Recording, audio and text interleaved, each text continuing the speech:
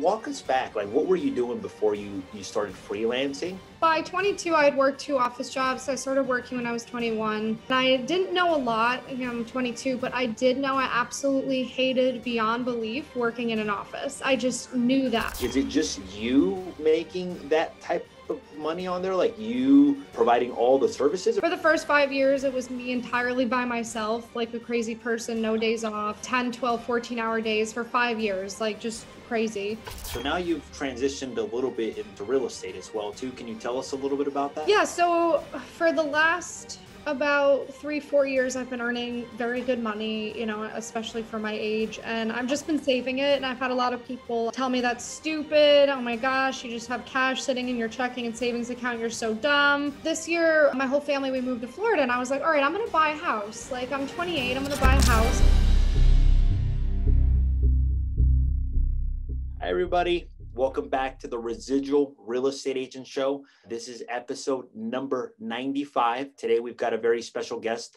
Her name is Alex Fasulo. She is a freelancer, runs a freelancing business that makes approximately $350,000 and is also in the real estate investment game. Today, she's going to be taking us through her journey of how she went from having a job that she didn't like to quitting that job with absolutely no plan, to freelancing, to mastering that, and now being able to educate people, and then also transitioning into real estate. Alex, how are you? I am well, Jose. How are you? How's everything going? It's going well. I'm excited to have you on the show. It's always nice to see somebody young. Plus, I think that your story can connect with a lot of people right now. The reason is I know that a lot of people are in jobs that either they don't like, or people are being forced to do certain things like mandates where maybe they don't want to do them. So I think that having somebody who can provide them with additional options, let them know that they're not on their own and that there's additional options where maybe somebody can work from home, maybe somebody can be their own boss, still make a very good living. I think it's a perfect timing for this podcast. Yeah, it's funny because my story, as you know, it's 7 years old now. It's funny, since 2020, that's really when attention started coming to my story because of the pandemic. So many people, like you just said, are looking for alternative avenues for making money and not necessarily being locked in an office anymore. And can you blame them? It's funny. It's almost like you were a little bit ahead of everybody else. In a way, yeah. I mean, I obviously can't, know the future. So it's just kind of, I look back and go, this is also funny. Walk us back. Like, what were you doing before you started freelancing? And why did you decide to end that? Because it sounds like you ended that pretty abruptly, like no game plan or anything like that. By 22, I had worked 2 office jobs. I started working when I was 21. And the second office job I took in New York, it was kind of the same thing as the first office job. And I, at that point, had been working for 16 months. And I didn't know a lot. I'm 22, but I did know I absolutely hated beyond belief working in an office. I just knew that. I knew that in the bottom of my heart, like just confirmed. I hate offices. I hate office culture, being told what to do with my hair, my clothing, just all of it. I was like, I hate this.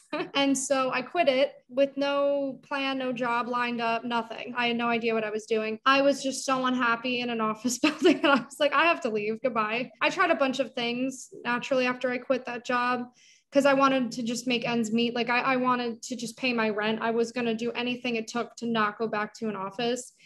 And one of those things was Fiverr, was freelance writing. It's one of the many things that I tried. And it happened to be the one that took off as far as money is concerned. So I paid it more attention naturally. The momentum has kind of just built ever since then. It never stopped. Like I've been freelance writing since I was 22.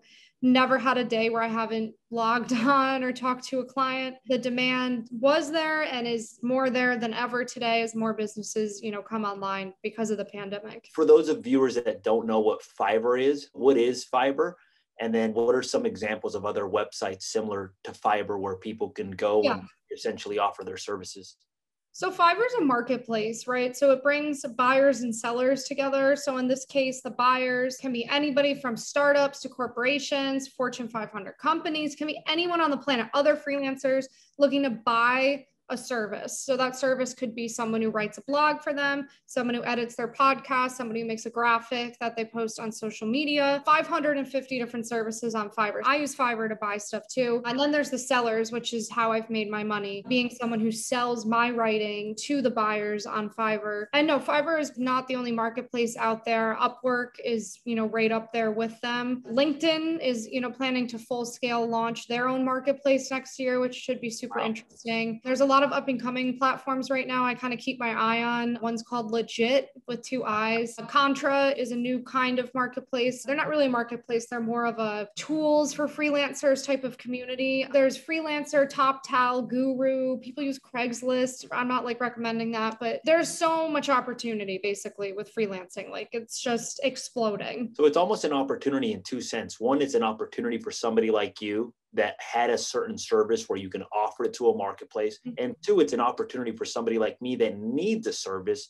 I can go out to these marketplaces, find people like you, hire them, have them do a really good job without having to hire a 40-hour-a-week type of employee. Did you always start off in the writing space as it related to Fiverr, or did you try out other different services there? And then what would be some of the most popular services offered on these websites? And then what would be some of the services that maybe yield the highest return? So I've only ever done freelance writing on Fiverr. I've tried doing social media management and stuff like that off of Fiverr, but I've only ever done freelance writing. I've had at this point 20 different writing services on Fiverr. I currently have 13. So I definitely know my way around the writing and translation department on there. What's nice is Fiverr very publicly ranks its most to least lucrative services for people to see.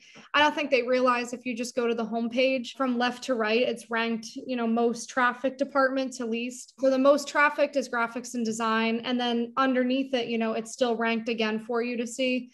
So it goes graphics and design, social media marketing, digital marketing, then writing and translation is actually the 4th. So I'm not even in the most popularly trafficked section, even though there's a ton of people buying writing, but it goes all the way down to lifestyle. And there's people selling health coaching, tarot card reading, spell stuff. There's crazy weird things that are going on Fiverr that people are still making 2, 3, 4K a month doing. But if you're over in, graphics or writing, you can be making 40K a month. That's kind of the difference. But I've seen people make a living doing anything on there. It's possible. And then walk us through the learning curve. When you just signed up to Fiverr, were you an instant hit?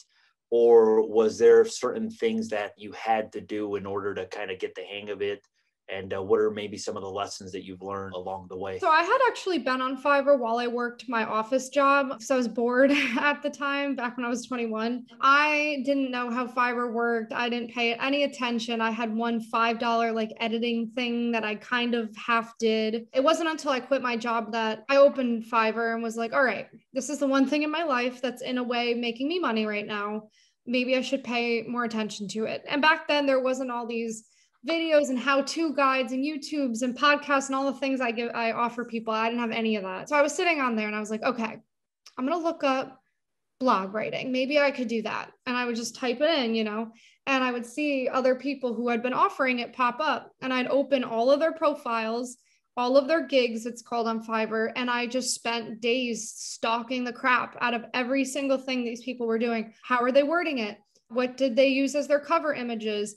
What specific formatting, how are they pricing it? I just copied these people. Obviously I didn't copy and paste, their words. I wrote my own words. You can never do that. I always have to clarify that because sometimes people take my words so literally, but no, I didn't copy their words, but I basically just copied what they were doing. That's business. In a marketplace, their information is freely, publicly just sitting there.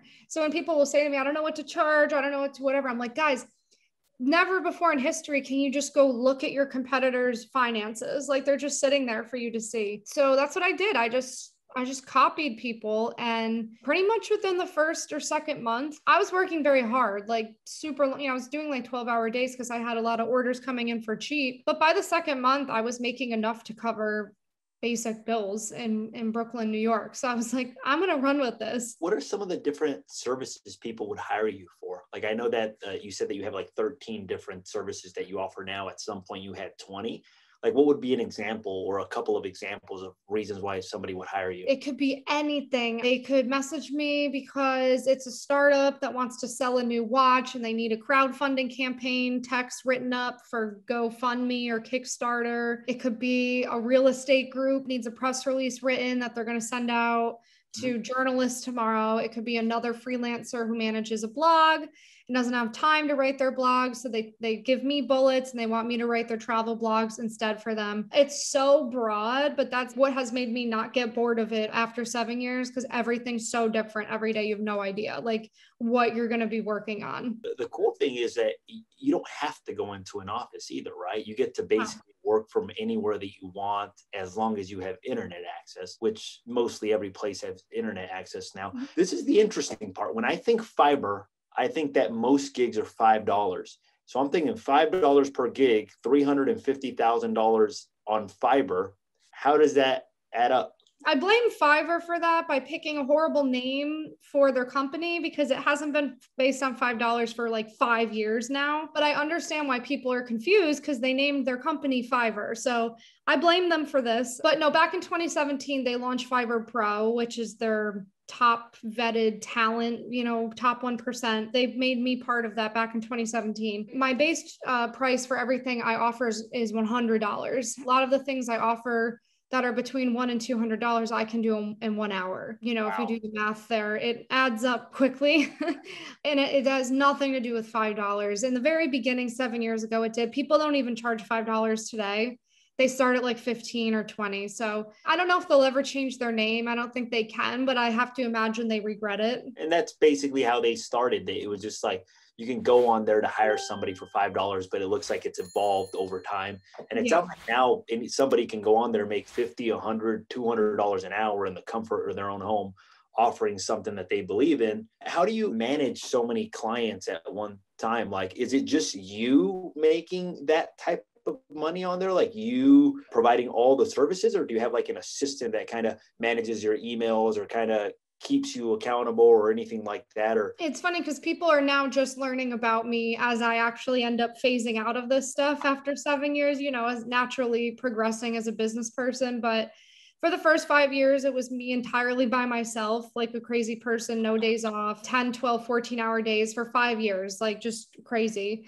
2 years ago, I hired my first writer that helped split things with me. So it's just me and him for a long time. And then it was not until this year, 2021, that I totally expanded it out to remove myself from the day-to-day so that I can do all of these other things that are kind of coming my way now. So on any given day, my best friend, who's now my business assistant, she's actually sitting out there right now. She runs my Fiverr for me. So I trust her to go into my Fiverr. She'll message the clients, take all the orders, and give it to the 6 writers that we do the writing with. We also have 2 virtual assistants that help her. So I have a whole like 10-person thing going on now.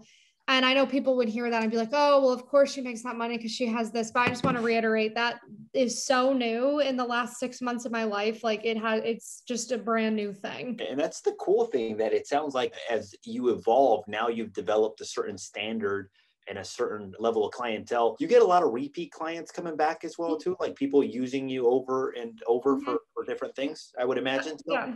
That's a big part of freelancing. So 65% of my clients are returning clients. And that's why when people are like, oh, I don't know if I could do it. It's not stable income. And I'm like, it's actually much stabler than you realize, because once you take the time to get to know a business and the owners and the brand values and the colors and the messaging, once they've spent months training you in that, they don't want a new freelancer. Like, you're basically a de facto part of their team, but you're not actually. They'll stick with you. They spent months, betting on you kind of. So more than half of my clients are repeat. What does somebody need to get started? Like, meaning in order to get started on a Fiverr or Upwork or anything like that, like what would be like a kit? And then also, like, I imagine that these marketplaces don't work for free. I imagine that obviously they take a percentage, or is there a startup fee, or how does that work? Just out of curiosity. Yeah, so it actually, and that's why I promote these marketplaces to my followers on social media. I don't get paid anything by them to do it, but you don't need anything technically to get started on them. And that's why I think they are such an amazing tool. If you're brand new, if you just quit your job, if you're panicked, if you have no money, you don't have to like pay to get into Fiverr. However, Fiverr and Upwork take 20% of your closed sales. So like they get their payback, but it's still, they don't charge you anything to get on there. The most important thing somebody does need to create for a Fiverr profile, and they can do all of this for free, is they need to have their cover images, like thumbnails, like thinking of YouTube. Those need to look nice. They can make them in Canva for free, the free version of Canva.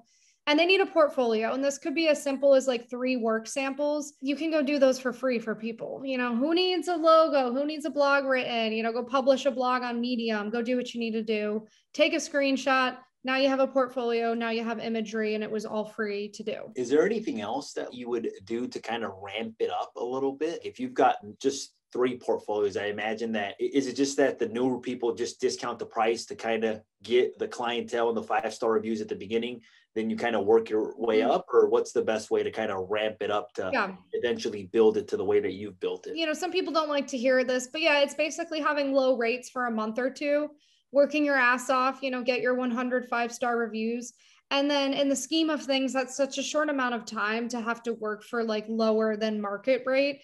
Because pretty much once you get those reviews, you advance a level on Fiverr. Fiverr's have like level ranking. You can pretty much ramp it up to where you're making $50 an hour, like very quickly, like in a few months. So that's amazing. Most times you have to pay your dues somewhere for years to be making $50 an hour.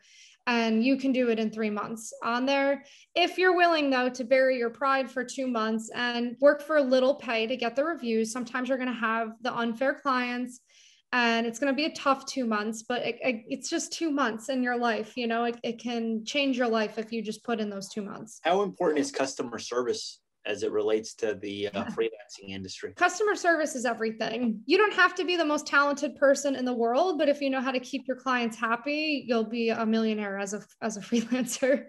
Same thing as you could be the most talented person in the world. If you're terrible at customer service, your business will not be as successful as the person who goes above and beyond to make sure their clients are happy. So that's the side of freelancing I don't love. I'm not a natural customer servicey type person. I used to get in trouble on Fiverr in the first few years because when people would be super rude to me, I'd be super rude right back.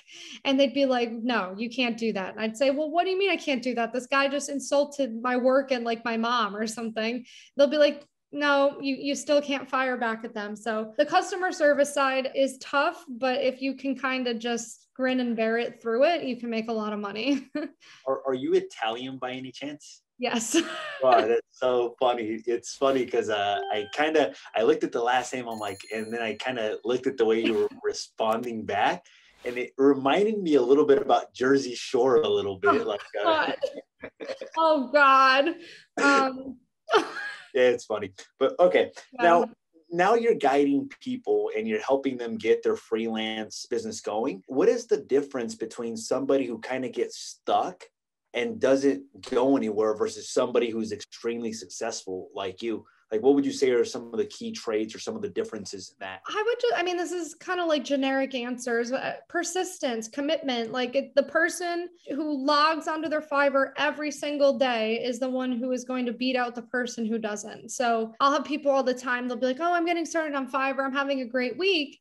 And then they'll message me, a month later and be like, no one's writing to me anymore. I don't know what happened. And then they'll eventually tell me they just didn't open Fiverr for 2 weeks. With any business, you can't just forget that it exists for 2 weeks. It will fail. That's business in general. So I'll be like, you guys, you have to see this as your own little baby. Like it's your own business. You can't just neglect it. So the person who doesn't neglect it will win every time. And the one who just kind of like doesn't really care about it will not be successful at it, because you do have to care. As it relates to the education part, is this education just on YouTube? Do you have private courses for that? Or what does that look like now? I have so many educational resources. It's insane. So I have 5 paid for courses, 5 free ebooks, a free podcast, a YouTube, TikTok, Pinterest, and Instagram. And I have 2 free groups on Facebook and LinkedIn. I'm like insane. So now you've transitioned a little bit into real estate as well too. Can you tell us a little bit about that? Yeah. So for the last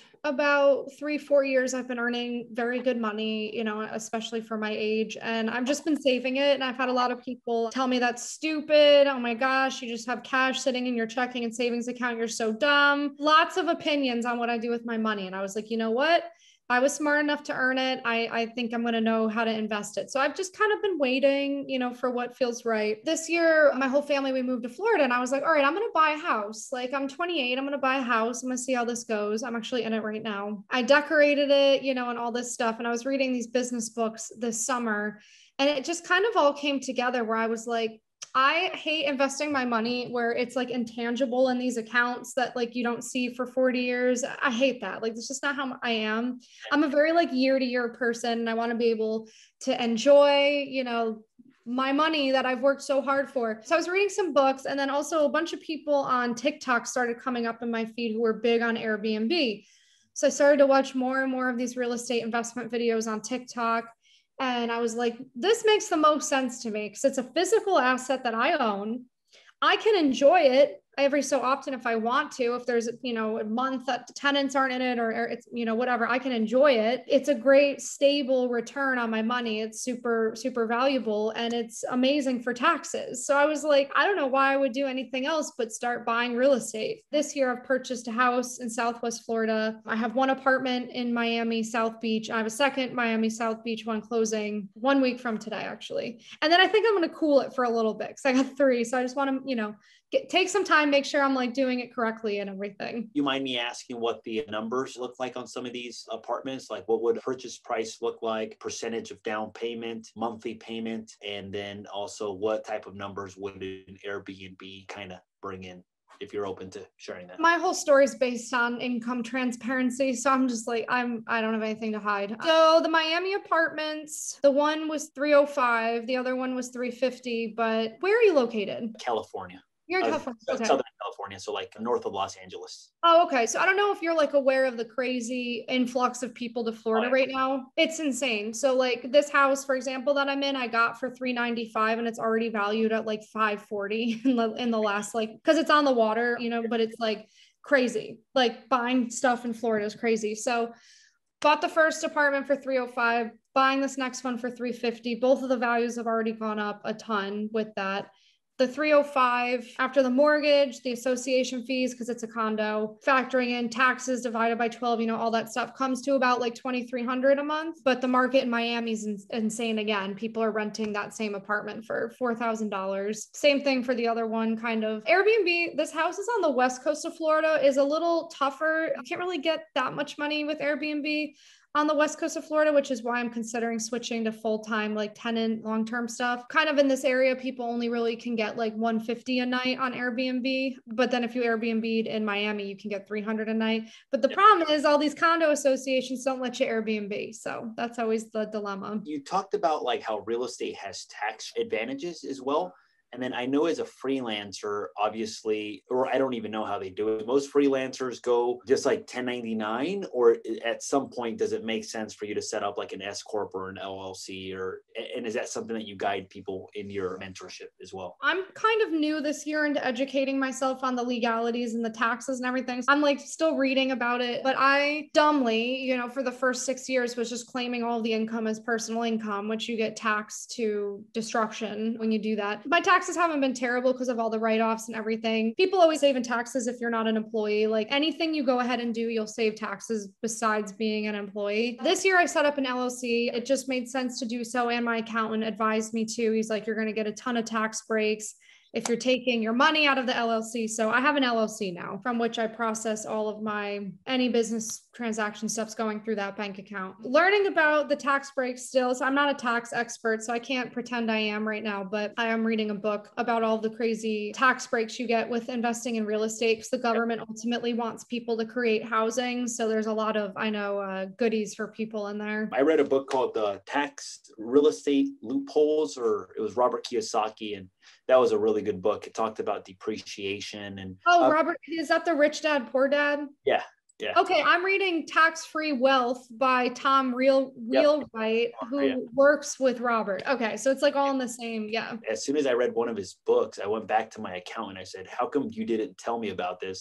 And then the next year I saved hundreds of thousands in taxes basically by reading that book. So if you haven't read Tom Wheelwright or Robert Kiyosaki's tax books, they're phenomenal. What does the future hold for you? You have quite a bit of a following now. Obviously, you've been extremely transparent in your journey as well, too. What does the future look like for you? Where do you see yourself in the next 3, 5, 10 years? It's funny because I always say to people, I really don't plan more than a year at a time, because I find that the most unexpected things have happened to me in my life that I can't even imagine what's going to be happening 10 years from now. For all I know, I could like be on a farm in Vietnam with the way my life goes or something. So I pretty much just always set goals for the next year and then I try and achieve them. So I was allowed to announce this yesterday, but I signed a book deal with Wiley. That's a big deal for me. So I'm going to be writing that book into the spring. That should be coming out in the fall. That's going to be a big part of my year next year. I want the sales and everything to go well from it because I want to write 15 more books behind it. So there's kind of a lot of pressure on it. That's the main focus for me of 2022, is becoming an author officially. Probably buying more investment properties as well. I'm going to be 29 next year. So it's my last year. It's always been my dream to be on Forbes 30 under 30. I'm not even sure if I come anywhere close to qualifying for it,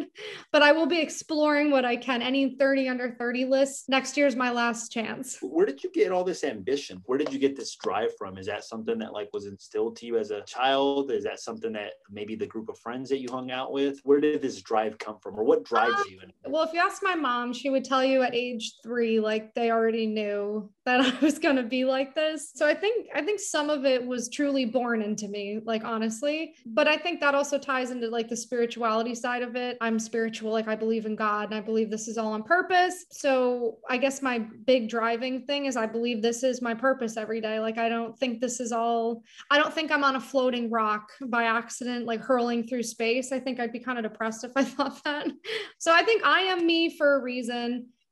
I am the way I am. I'm doing what I'm doing for a reason. And that's the basis of it. But I grew up in a very entrepreneurial household, and the dominating culture in my family is actually a German culture from my mom and her side, which is, rub some dirt on it, suck it up.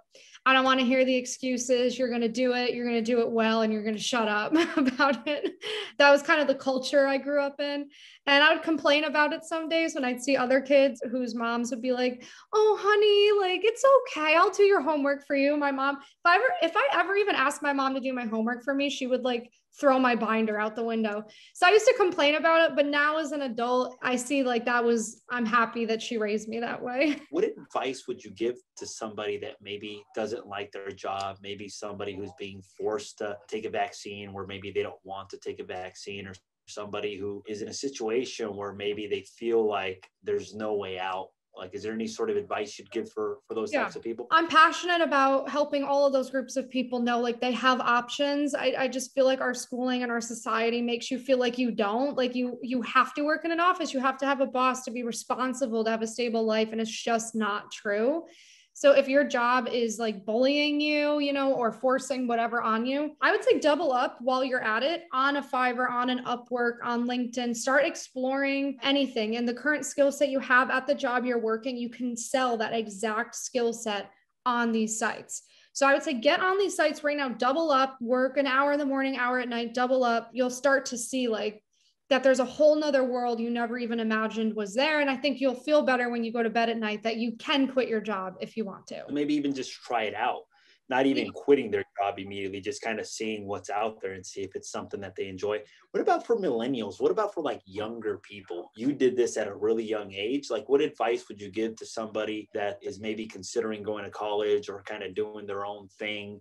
or just maybe somebody who's lost and doesn't really know what to do? I guess it would be the same advice that I would give the person at their job, like double up on whatever it is you're working, whatever school, whatever you're trapped in right now, keep doing that, but test out this whole freelancing idea on the side, get a feel for it. If you're someone who doesn't want to go to college, I mean, there's so many side hustles, even just besides freelancing, that you could get into, from flipping real estate, or if you want something like less risky. I mean, there's affiliate marketing, drop shipping, YouTube, like it's just nuts. There's so many ways to make money online. My advice to everyone always is just sit down at the computer, give yourself an hour and just start looking all this stuff up. Sometimes it's just as simple as that. People don't give themselves the freedom to do that. Just start looking it up. Look at my TikTok. I talk about this stuff all the time. There's a whole online economy that is just booming. Any final words for our viewers? And in addition, where could people go to find you? I know that you have your TikTok. You mind sharing your kind of handles with viewers for YouTube and TikTok and Insta? Yeah, I'm on every single social media site. So basically just look up my name, because there's not many others of me. Alex, Fasulo, Fasulo, look for the red hair. My podcast is a different name though, The Freelance Fairy Tales. But all of these different things I talked about are all linked on my website, which is again, alexfasulo.com. Should make it easy for you guys to get to all of them. All right. This was episode number 95 of the Residual Real Estate Agent Show. We had Alex Fasulo share with us about freelancing, share with us about real estate, and just kind of some of the things that she's learned along the way. I want to say thank you for taking the time to be on the show. We appreciate you being on. No problem. Thanks for having me on.